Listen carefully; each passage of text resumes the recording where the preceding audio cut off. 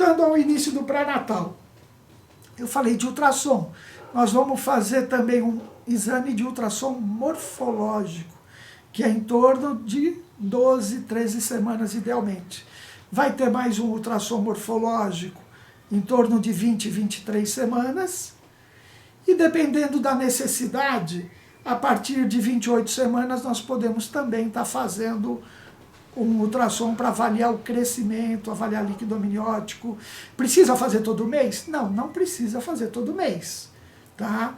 Mas tem gente que faz todo mês? Tem gente que faz todo mês. Se eu pensar em fazer mais frequente, eu faria lá com 28, 32, 34 semanas e deixaria um mais no final da gravidez. Tá? Agora, fazer a cada 15 dias, 20 dias, não tem necessidade, a não ser que no ultrassom deu algum problema. E aí deixou de ser uma gestação de baixo risco, virou uma gestação de alto risco. E aí eu vou continuando o meu pré-natal, e eu falei de exames que vão ser realizados novamente. Então eu posso fazer exames tanto no segundo trimestre e repetir no terceiro. Tá? Mas tem alguns exames que são fundamentais serem repetidos. O exame de sífilis tem que ser repetido. Então, lá no início da gestação, eu pedi o de sífilis e o HIV. Esses dois têm que ser repetidos. Toxoplasmose, se eu não estou imune, eu tenho que repetir também. Eu esqueci um outro exame, o de rubéola. Lá no início da gestação, eu tenho que fazer para ver se eu estou imune.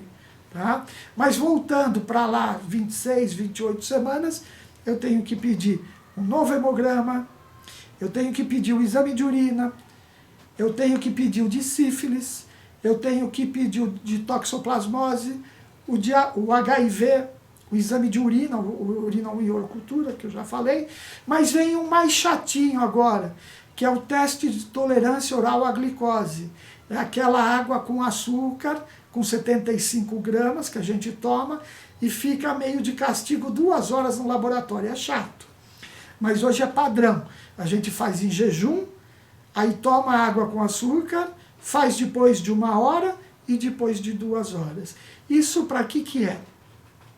Para a gente excluir, ou melhor, para fazer o diagnóstico de quem tem diabetes gestacional ou mesmo de diabetes mellitus que não foi feito previamente, o diagnóstico, tá? Que é o diabetes que já existe fora da gravidez. Então eu faço esses exames, faço as ultrassonografia.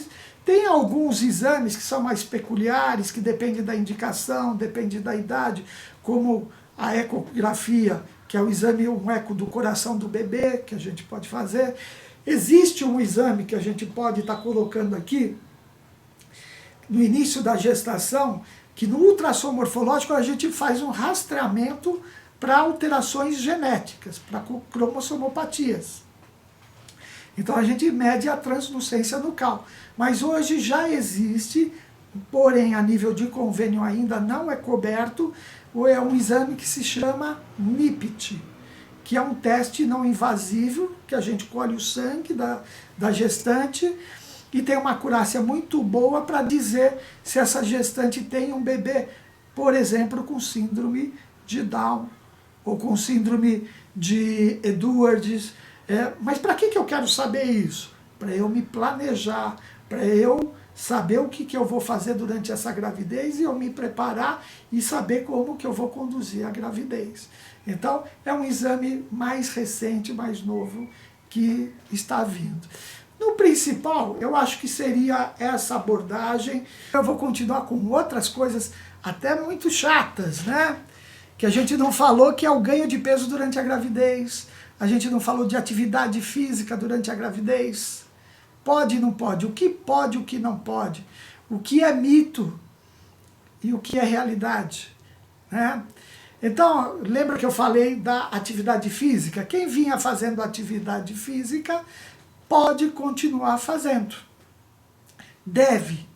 Isso é bem interessante. Mas eu não quero ir para academia, eu não quero fazer nada. Se a gente puder fazer caminhada todo dia, ou dias alternados, o ideal seria todos os dias, de 30 a 40 minutos, já valeria a pena. Já é uma atividade bem interessante e queima caloria. Tá? Uma outra coisa importante é o que a gente vai comer. Então a gente tem que tomar cuidado com o quê? O ideal é um prato colorido, que a gente costuma dizer, né? Deve ter carboidrato, deve ter proteína, tem que ter gordura também, tem que ter vegetal, tem que ter frutas. Porque a grávida adora ficar obstipada, né? Fica complicado. E tem mais risco de hemorroida. Né? E aí depois o culpado é o parto normal. Não, a gravidez por si só aumenta as veias. Aumenta veias nas pernas, aumenta as veias na mama. E a hemorroida são veias que dilatam durante a gravidez também. E conforme a gente vai tendo outras gestações, esse risco aumenta, que é o mesmo de ter as varizes nas pernas, nos membros inferiores. Tá? Então, se eu faço atividade física, eu vou diminuir esse risco também, porque eu vou melhorar a circulação. Então, eu vou diminuir o risco de ter varizes. Então, o exercício vale a pena. Uma coisa importante é o controle de ganho de peso. Por que eu estou falando isso? Porque a gravidez dá fome. É impressionante, além de dar vontade de comer umas coisas estranhas muitas vezes, né? A gente tem uma vontade de comer mais do que comia antes, tá? Isso pode ser até, a gente chega a dizer que é fisiológico, porque tem alguém se formando dentro de vocês. Então, a gravidez, durante a gravidez, tem fase que você vai comer menos e tem fase que você vai querer comer mais. Então, a gente tem que vigiar. Por quê? Porque se eu tiver um ganho excessivo de peso, o que acontece? Primeiro que depois, para voltar ao que era, fica difícil. Quem ganhar muito peso depois, tem um sacrifício maior depois do parto. Tá? Segundo, eu aumento o risco de hipertensão. Quem ganha muito peso, aumenta o risco de diabetes. Então, e outra coisa muito importante que eu quero falar, quanto mais eu ganho peso durante a gravidez, maior o bebê na hora do parto. Então, para quem pensa em ter um parto normal, isso pode ser até muitas vezes um divisor de águas. Por quê? Porque se eu tiver um neném muito grande, eu estou aumentando o risco na hora de um parto normal. Eu estou aumentando o risco de ter uma cesariana por causa do tamanho do neném.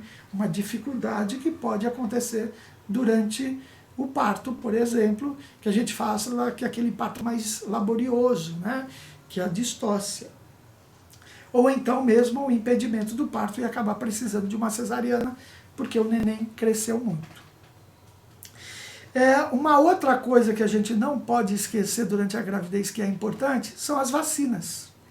Antigamente a gente não falava tanto em vacina, mas hoje a vacina e o Brasil tem um desenvolvimento muito grande eu digo um desenvolvimento e um sucesso na vacinação, tanto das crianças como dos adultos, né? E hoje a gente preconiza algumas vacinas durante a gravidez, que é a de gripe, né? A de tétano, a antitetânica a gente faz o ciclo, e junto dessa antitetânica vem aquela que é a de coqueluche, que é a pertussis. E a gente há 3, 4 anos atrás, a gente teve um surto em São Paulo de tosse comprida, que é essa vacina, ela vem junto com a de tétano.